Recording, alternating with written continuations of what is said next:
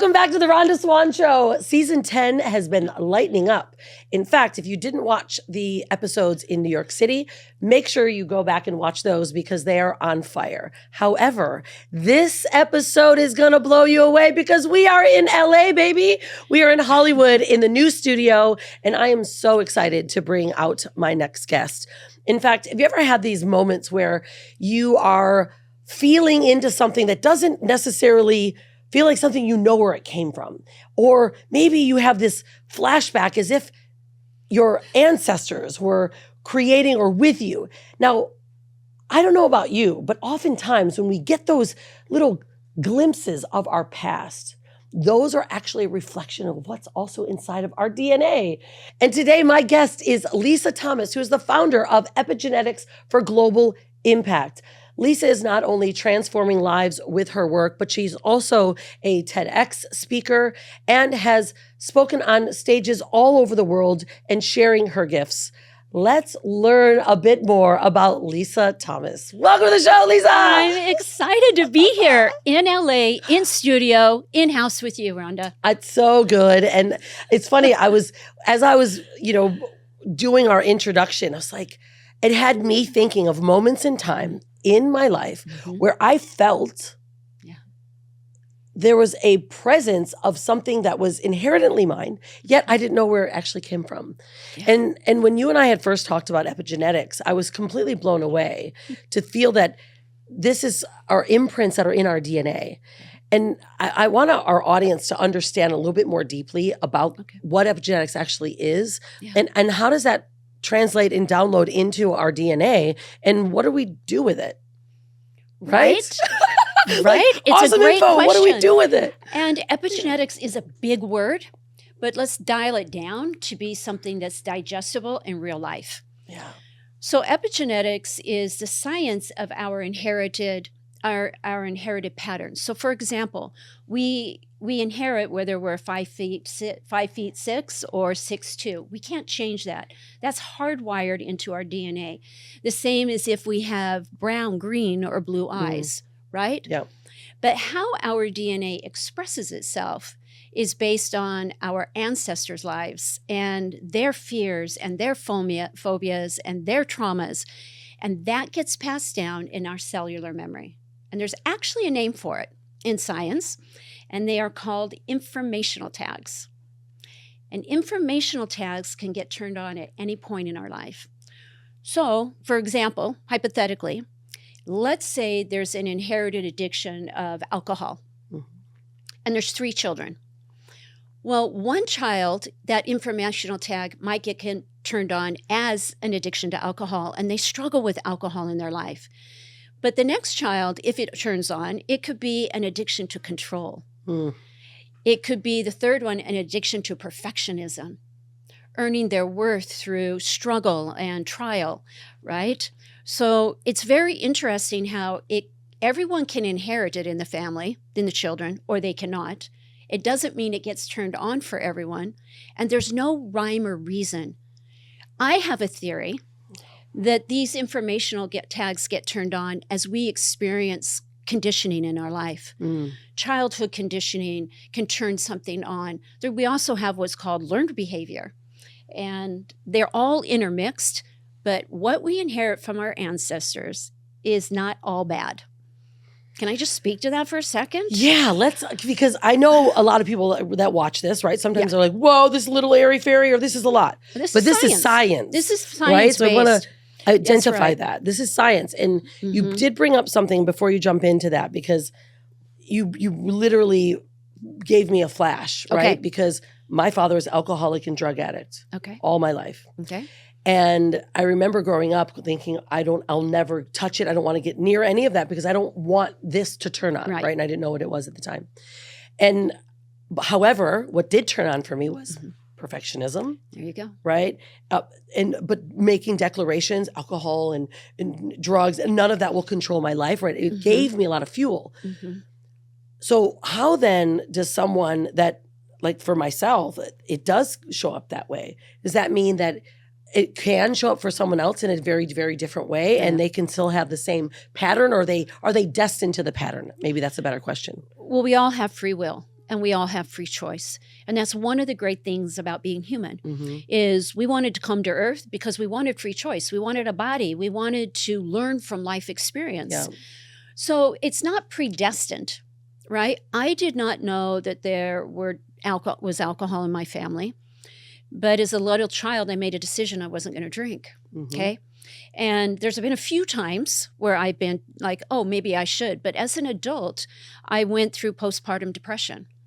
And come to find out, I'd had a grandmother who had suffered from depression. But in my parents' generation, you didn't talk about those things. Mm. Everything's fine. You don't talk about Right. what you don't want to know, right? Because somehow there's some whatever, shame or embarrassment. But it's through that experience that I found out there was alcoholism. So I better understood why I had not chosen to drink it. But on the flip side, there have been members of my family and my own children that have struggled with that. Mm. So I wish that I knew what I know now Yep. 20 years ago or, 15 years ago. I've been doing my work, solid in my work. Well, it's almost like about you have 12. you almost have a map Yes. for someone to look at their past and look at Mhm. their life. Like, because, we always say, if you don't like what's happening right now in your life, look back what Mhm. you did a year, 2 years, Mhm. 2 weeks, whatever it might be. Yeah. However, this is different. This This is different. go back Yeah. to what your ancestors and what your family patterns in their DNA. Yeah. You really need to become self-aware. Mhm. So these are the things that lie in the subconscious. Mhm.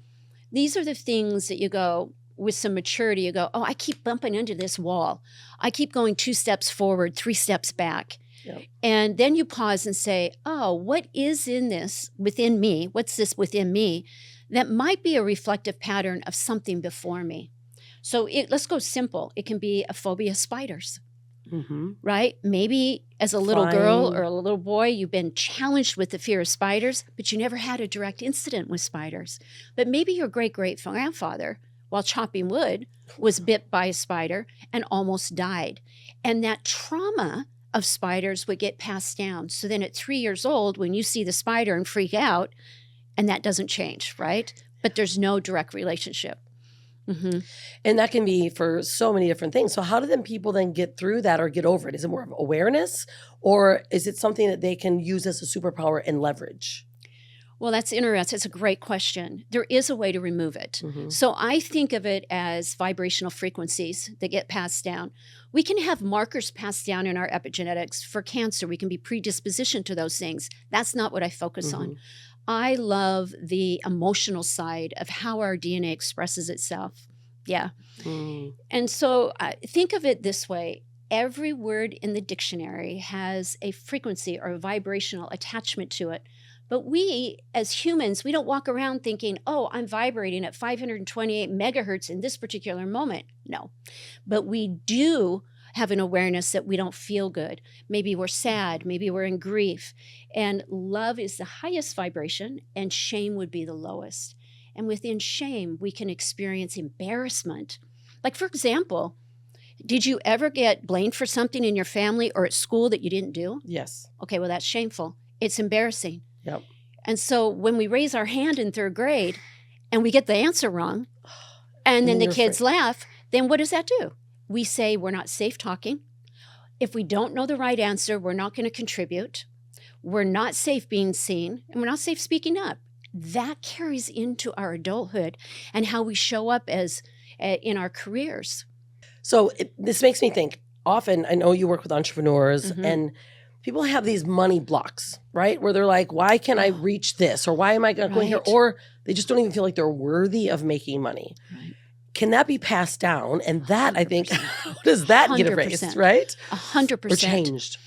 So it can get passed down. First of all, I love the money conversation. Yeah. And I love eradicating money beliefs because that's what they are. They're a belief. And how often have you heard at the table growing up, money doesn't grow on trees? Or who are you to want more? Right. You're good with what you got, right? And as an entrepreneur who really wants to make a difference in the world, you're always trying to expand. So if you're raised to constrict, then it's hard to expand. So you're going to bump up against those limiting beliefs around money. Yep. And that money has to be hard or be a struggle. Let me share a quick story about money, okay? This woman came to me, and she came to me with that she wanted to close her business. She had 2 employees. She said they hated her. She couldn't make a decision. And even though she was making good money, she was trapped in this cycle of making money. And she said, I want you to help me dissolve my business. I said, well, what would it look like maybe if we cleared some inherited patterns around your belief with earning money? And she goes, and oh, by the way, I have a really hard time making a decision. So I've broken up with my fiance 3 times in a year. And I'm like, that's tough. That's rough in life. So here's what it was. Her great-grandfather was raised in the Great Depression. And the family had a lot of money because he owned warehouses, but he had an addiction to gambling. So here they are, extremely wealthy, and he gambles away, rolls the dice, and loses the last warehouse, and they go into poverty. Whoa. So here she is, a couple generations later, and every decision is overwhelming. Every decision feels like she's gambling her life away. Cleared it, okay? She now has 20 employees, doubled her income, and she married the guy, meaning it was able to take action. She got rid of that scarcity and the fear of losing it all. Because oftentimes, Rhonda, I find that it doesn't matter how much money we have in the bank.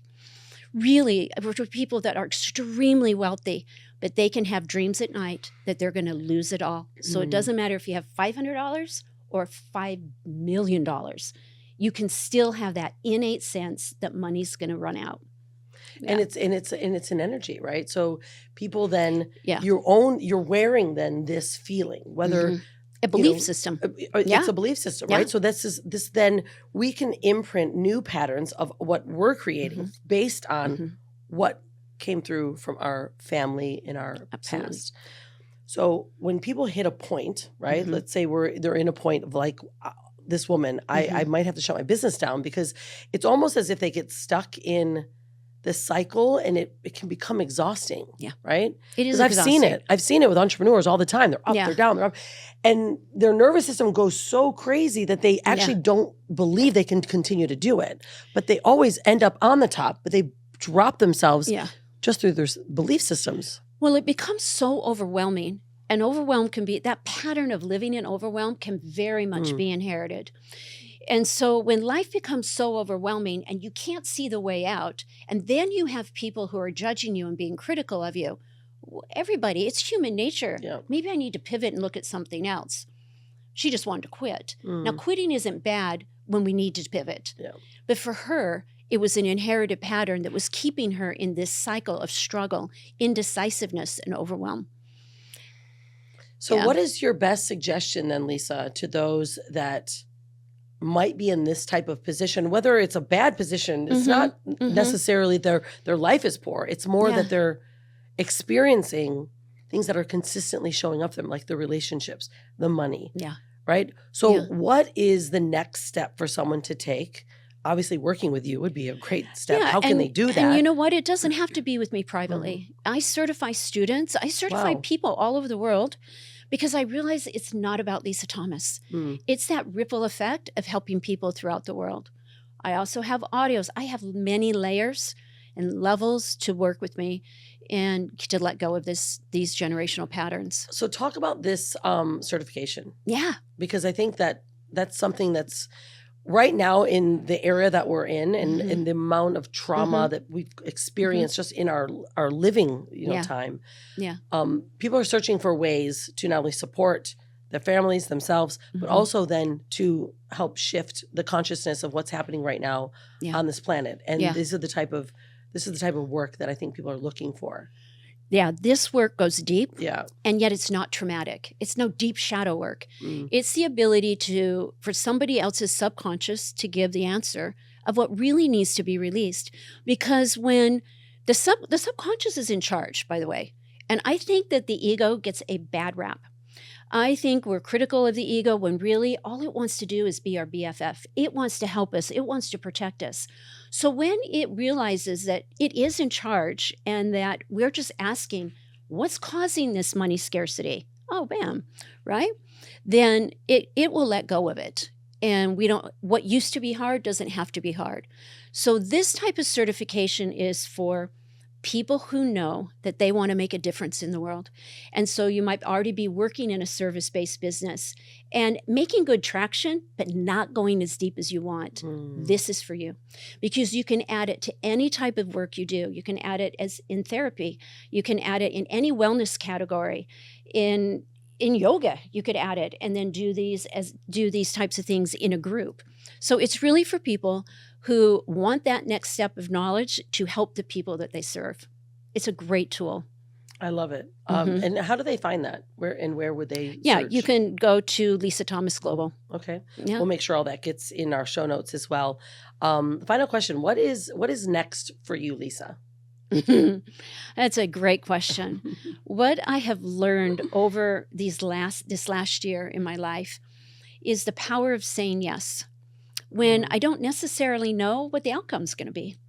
I say yes when it feels like it's the right step. And I really love speaking on stage, where as a child, that was my biggest fear, was public speaking.